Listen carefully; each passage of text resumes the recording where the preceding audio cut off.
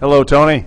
Hey, this is Coach Ray Kralis, and on behalf of Coach Mike Small and the entire staff here at the University of Illinois Nike Golf Camp, just want to thank you for coming and spending some time with us this week.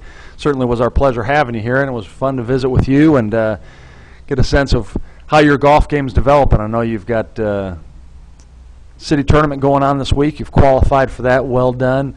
You mentioned you've been working with Rick Sellers, a good friend of mine. Rick is an excellent instructor. A number of players who have gone through my program. I've had a few who have worked with Rick and I've gotten to know him and certainly value what he brings to the game. So I think you're in great hands. When we look at the video, I want to certainly preface this. Obviously, you're working on things with Rick. You talked about some of those. I know ball flight's going in the right direction. And so I'm going to point out some things that I see here on the film, but certainly it's not intended to go against anything you're working on. I would like to do nothing other than come alongside. Obviously don't have all the information you guys have worked on together, so just keep that in mind. Like I said, I've got a great respect for Rick and really believe that you're in good hands. So as we look at the golf swing, I've got it, obviously the target line view and the face-on view. Starting here on the right, I think I see a number of good-looking things. Love the relationship of your upper body to the club, the way your arms hang down below your shoulders, the alignments, feet, knees, hips, shoulders, everything looks really good there, Tony. Like that a lot. From the face-on view, another solid look all the way around. If I were going to be critical here, I like the ball position right there. I noticed that the left hand, I wouldn't mind seeing that maybe a little bit more into the fingers where the heel pad of the left hand's up on top of the grip so that you see a little bit more of the logo and maybe a knuckle or two of your left hand. It does seem like your left hand is turned into a little bit of an open club face position to the left. But outside of that, I think things look awfully good. Hands are right in front of you. I got no real issues there. Sometimes you'll see the right side a little below the left and the hands slightly forward, but right now I got no issues. But I do want you to keep an eye on that left-hand grip. Talk to Rick about that. Make sure you know exactly where he wants it, because getting it down into the fingers underneath that heel pad would help that club face position. All right, let's go ahead and run the tape from this side.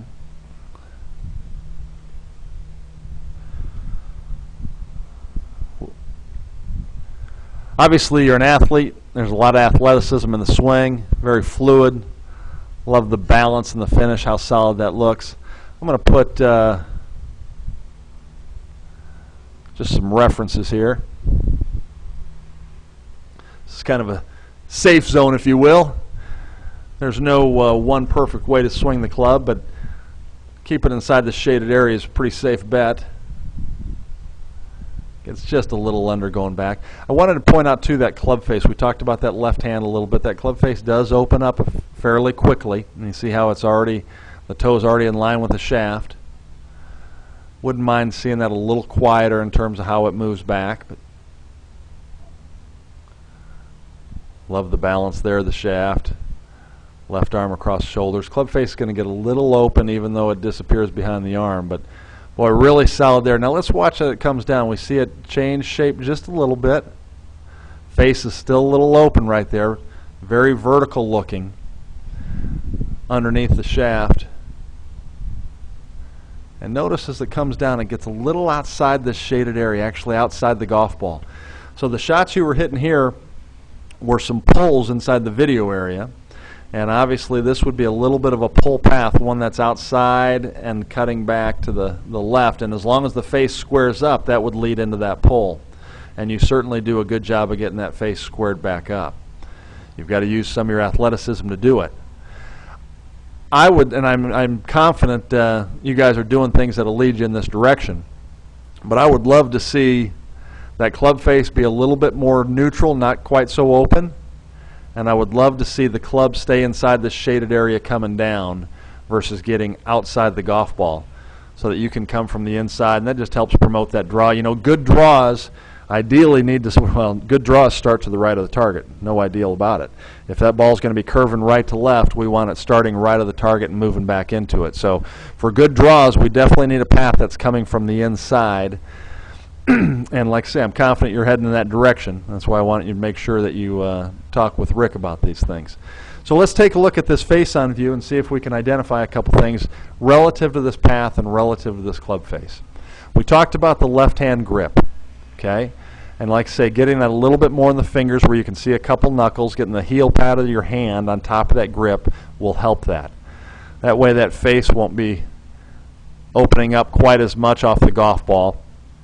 And while it does open in the backswing relative to the swing path it's on, if you open it too much, it's just more work you got to do coming down.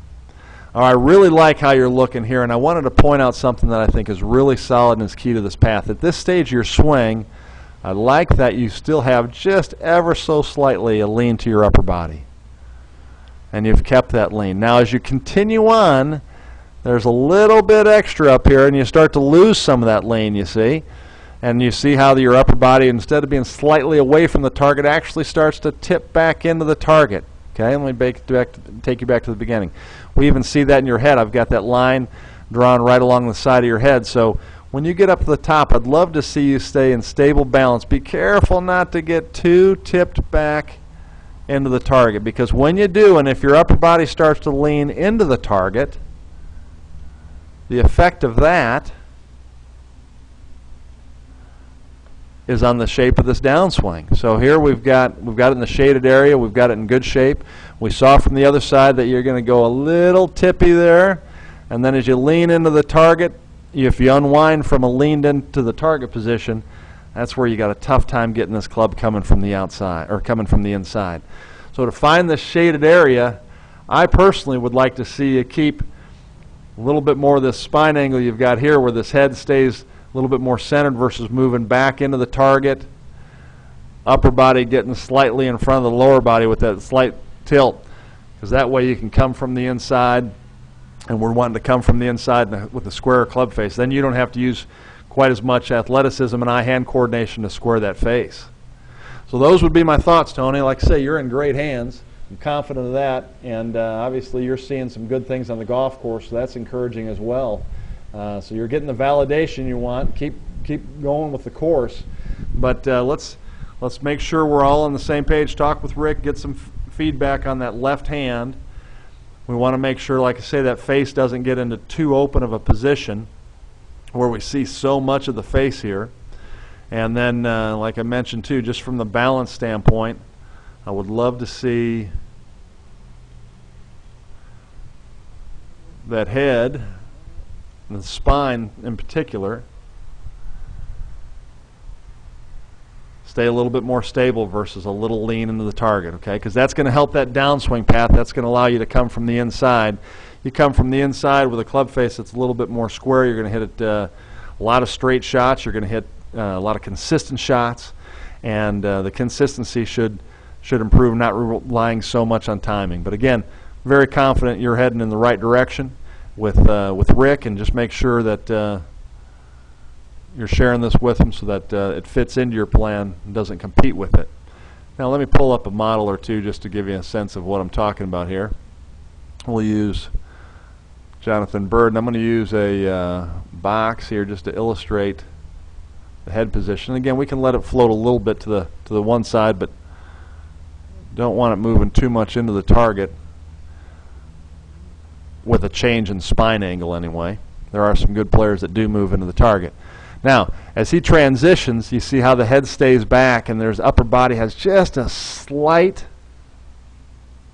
If I go from the belt line, oops, sorry about that, go from the belt line up, there we go, just a slight tilt away versus moving into the target a little bit and getting into that position there.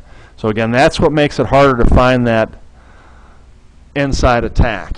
All right, work with that. Utilize a shadow. Utilize a reflection from a mirror, and then it'll be a lot easier Boy, look at this club face here too. Still pretty open, right? See this club face how it's already squaring up. It's not, toes not laying back as much. Doesn't have to quite work to save it as much.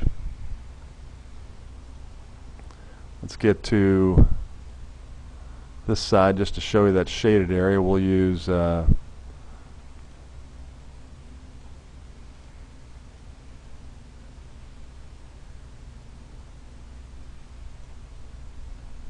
wanted to show the club face here.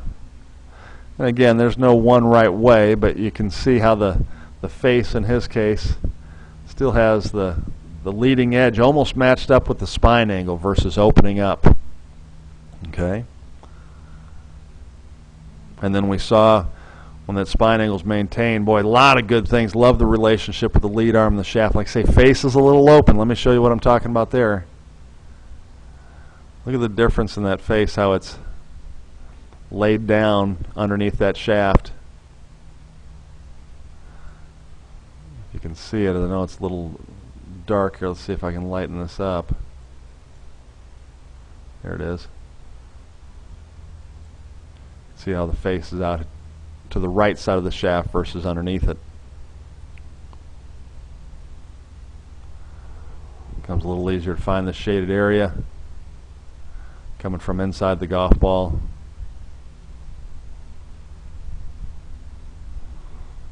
All right. So Tony, I'm real encouraged by what you had said. I'm real encouraged by the results you're getting. I know that, like I say, from experience, Rick is top notch.